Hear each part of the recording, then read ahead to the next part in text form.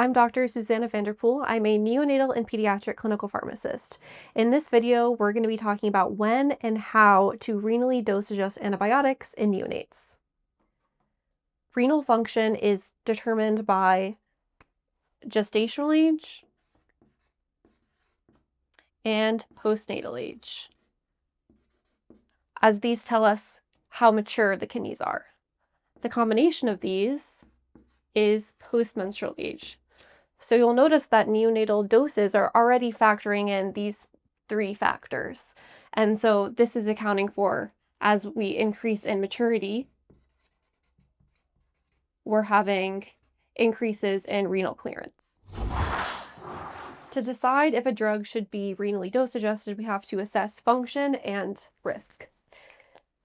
Serum creatinine trends are really useful after the first week of life, or maybe even a little bit later. A serum creatinine is more reflective of mom's serum creatinine in the first week of life, so just remember that.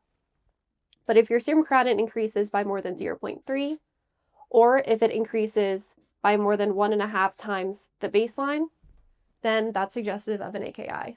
I personally trend serum creatinine, and I start to worry if it's greater than 1.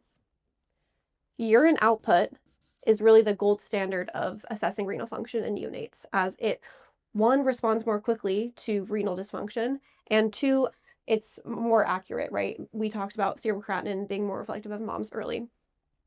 So a urine output less than 0.5 ml per kilo per hour is suggestive of AKI. These definitions are really per the KDIGO guidelines, specifically for AKI in neonates. I worry when the urine output falls below 1. So you can remember serum creatinine greater than 1, urine output less than 1. That tells you I might need to renally dose adjust my antibiotics. For assessment of risk, prematurity is an inherent risk factor. Also, history of AKI. If a neonate already had an AKI in the past, they're at higher risk at baseline for another AKI. And then, of course, medications, specifically vanco and gentamicin, antibiotics we commonly use. So if you suspect that vanco or gent have caused renal dysfunction, hold your doses and get a trough before your next dose. If the troughs are elevated, you should widen your interval or decrease your dose by about 20%. If you suspect vancomycin or gentamicin to have caused your AKI, you can also change vanco to linezolid or gentamicin to a cephalosporin like cefepime or ceftazidime.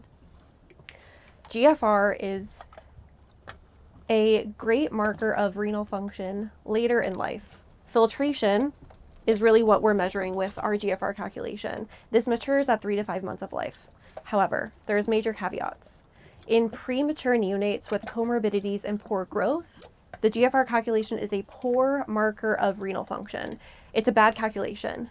The K constant that we use is made for typical neonates who are not premature, who did not have poor growth, and so this is going to skew our GFR calculation. Poor growth will also affect length and our serum creatinine. And so we can utilize GFR to extrapolate pediatric GFR-based renal dose adjustments if we have AKI, but we should not be using GFR to diagnose AKI in neonates at all. So that's really important. So if we do have an AKI, we'll either increase our dosing interval or decrease the dose. Not for vanco or gentamicin, but for your penicillins and your cephalosporins, usually this is by 50%. And this is because we're extrapolating from pediatric GFR-based calculations. So if you have an AKI, you can use a GFR calculation to extrapolate from the PEDS calculation, right? So for example, a pediatric dose is 50 milligrams per kilogram every 8 hours. Per the GFR range that your neonate is in, you see that the pediatric calculation says that you should increase your interval to 50 mg per kg Q12. So then if your neonatal dosing interval is Q12, then you extend it to Q24, right? So you're not doing exactly the same thing, you're doing a proportional change. Similarly, if the pediatric GFR-based adjustment says to increase your interval, then increase your interval by the same proportion. The most important thing is that you're treating your infection. So you don't want to overly adjust your antibiotics just because of a GFR calculation.